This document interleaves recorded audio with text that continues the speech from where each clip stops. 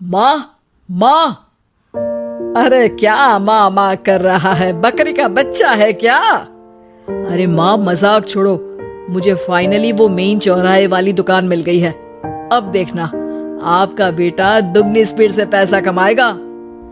ओफो, ये क्या? मेरी ऑनलाइन मेकअप क्लास चल रही है। इतनी जोर से क्यों बोल रहे हो आप दोनों? अरे मेरी धर्म पत्नी जी, मेकअप क्लास बाद में करना। वो चौराहे वाली दुकान मिल गई है हमको। अरे वाह, रुको, मैं अपनी माँ को फोन लगाकर बता देती हूँ। अरे मैं भी अपने रिश्तेदारों को बता देती हूँ। कितनी खुशी की बात है। हाँ हाँ, मैं भी अपने दोस्तों को बता देता हूँ। 1 हफ्ते बाद रजिस्ट्री है। बस, घर में खुशी का मौका था। उन तीनों ने अपने अपने फोन उठाए और लोगों में बात फैलाना शुरू कर दिया। और रही सही कसर, श्वेता बहू ने अपने पड़ोस में सबको बताकर कर दी। अरे वर्मा आंटी, अब हम भी जल्दी कार ले लेंगे। घर का रेनोवेशन होगा और ठाट से रहेंगे हम भी। अरे ऐसा क्या हुआ? लॉटरी बाटरी लग गई है क्या? अरे इस बार चौराहे वाली मॉल में हमको भी दुकान मिल गई है। दुकान नंबर 21, जो एकदम चौराहे पर है। अब ग्राहक बढ़ेंगे तो आमदनी भी बढ़ेगी ही ना। अरे वाह, कितनी खुशी की बात है। मैं बहुत खुश हूँ तुम्हें इतना खुश देख के। बाकी एक बात कहूँ, सबको मत बताते फिरना। किसी की नजर लग जाएगी तो खुशी की खबर वापस लौट जाएगी। हैं? ऐसे थोड़ी ना होता है। अब डरा रही हूँ। अरे सही कह रही हूँ, काली नजर कहते हैं इस चीज को। जब आप किसी को कुछ बताओ और वो काम बिगड़ जाए। अरे लेकिन मैं तो... तुमने सबको बता दिया ना? हाँ, फोन लगा लगा के। अब बच के रहना, काली नजर बड़ी खतरनाक होती है। श्वेता इतनी खुश रहती है कि वो वर्मा आंटी की बात पर ध्यान ही नहीं देती, जबकि पड़ोस में और भी लोगों से खुशी की खबर शेयर करती रहती है। अगले दिन राजेश बहुत दुखी होकर घर आता है। अरे बेटा, क्या हुआ? मुंह क्यों सूजा हुआ है? मधुमक्खी ने काट लिया क्या? माँ, वो दुकान किसी और के पास चली गई। किसी ने ज्यादा भाव लगा दिया। अरे पर बात तो आपसे हुई थी ना उस दुकान वाले की? हाँ, आज मैं टोकन अमाउंट देने गया था, तब मुझे पता चला। कोई आकर सुबह मुझसे पहले ही ज्यादा अमाउंट दे गया।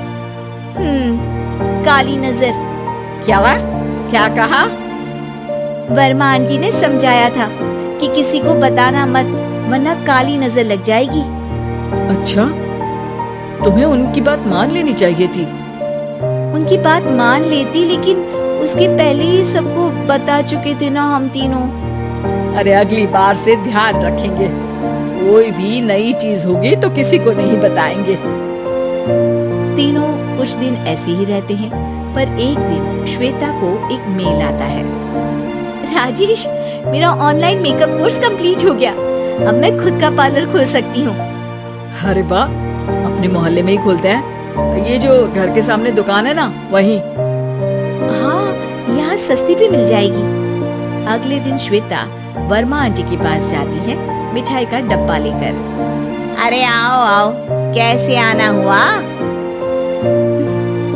जोर से नहीं बोलूंगी।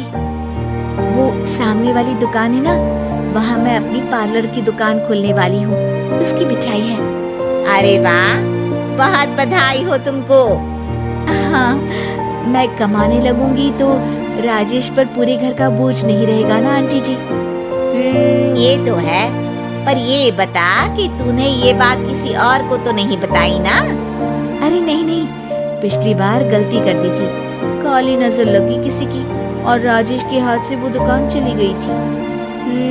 सबको मत बताना। चलो मैं चलती हूँ, कल दुकान की बात करने भी तो जाना है।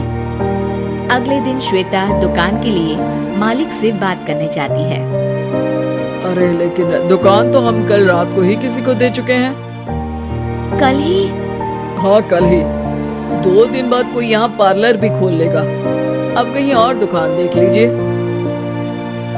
अरे पर हमको भी तो पार्लर ही खोलना था। भाई एक ही दुकान है, आधी आधी तो नहीं दे सकता ना मैं। राजेश और श्वेता घर पर हताश होकर आ जाते हैं। इस बार तो किसी को बताया भी नहीं था, अब किसकी काली नजर लग सकती है? सुनो, तुमने माँ को बताया था क्या? अरे कैसी बात कर रही हो, माँ की नजर थोड़ी ना लगेगी। पक्का तुमने किसी को नहीं बताया था ना? सिर्फ वर्मा आंटी को बताया था, उन्होंने ही मुझे किसी को नहीं बताने को कहा। अरे यार तुम भी सही हो, मेरी माँ को नहीं बताने को कह रही हो, पर वर्मा आंटी को बताना तुम्हें जरूरी लगा।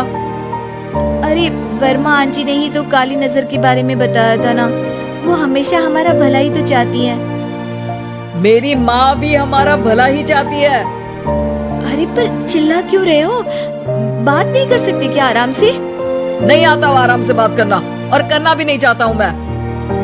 दुकान जाने का दुख गुस्से में बदल गया था और राजेश और श्वेता में बात बंद हो गई थी। 2 दिन बाद मोहल्ले में पार्लर का इनॉग्रेशन हुआ, जिसमें मोहल्ले के सभी लोगों को बुलाया गया, पर श्वेता, राजेश और माँ नहीं जाते। माँ अंदर आ जाओ, क्या देख रही हो? अरे नया पार्लर देख रही हूँ अपने आंगन से। देखो, माँ को दूसरे का सुख देखने में कितना मजा आ रहा है, मेरा दुख नहीं दिख रहा इन्हें। यहाँ मेरा पार्लर भी तो हो सकता था। अरे चुप रहो यार, हर बात में लड़ाई क्यों ढूंढ रही हो? राजेश और श्वेता फिर बहस करने लगते थे। तभी माँ ने दोनों को बाहर बुलाया।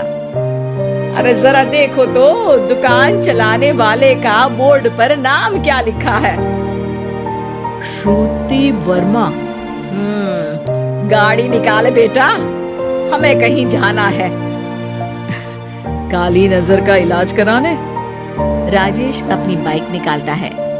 तीनों ट्रिपलिंग कर रहे हैं। माँ राजेश को उस मॉल वाली दुकान पर लेकर जाती है जहाँ राजेश अपनी दुकान खोलने वाला था। यही दुकान लेना चाहता था ना तू? हाँ, पर इनको भी दुखी करने लेकर आई हो क्या यहाँ पर दुकान दिखाकर? वहाँ काफी नहीं था?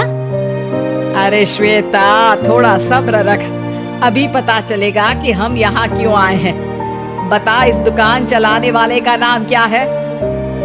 अनुपम वर्मा। कुछ समझ में आया? वो दुकान वाली श्रुति वर्मा, ये दुकान वाला अनुपम वर्मा, और हमारे पड़ोस में हमने उस दुकानों के बारे में बताया किसको था? वर्मा आंटी को। मतलब वर्मा आंटी ही हमारा काम बिगाड़ रही है? नहीं नहीं, ऐसा नहीं हो सकता, ये बस इत्तेफाक है। राजेश अपना फोन निकालता है और श्रुति वर्मा और अनुपम वर्मा के नाम फेसबुक पर सर्च करता है, जहां ये दोनों ही वर्मा आंटी के रिश्तेदार होते हैं। श्वेता को समझ में आ जाता है कि वर्मा आंटी की ही नजर काली नजर है। अब क्या करना है? कोई भी खुशी की खबर हो तो काली नजर से बचना है, यानी वर्मा आंटी से बचना है। अरे पर मुझे ये समझ में नहीं आया कि वो हमारे साथ ऐसा क्यों करेंगी। अरे बेटा, एक सीख है, दूर के आदमी को आपकी तरक्की से कम परेशानी होगी, पड़ोसी को ज्यादा। दोनों माँ की बात में हामी भरते हैं और अगला काम चुपचाप करने की कसम खाते हैं, ताकि आगे से वर्मा आंटी कोई काम ना बिगाड़ सके।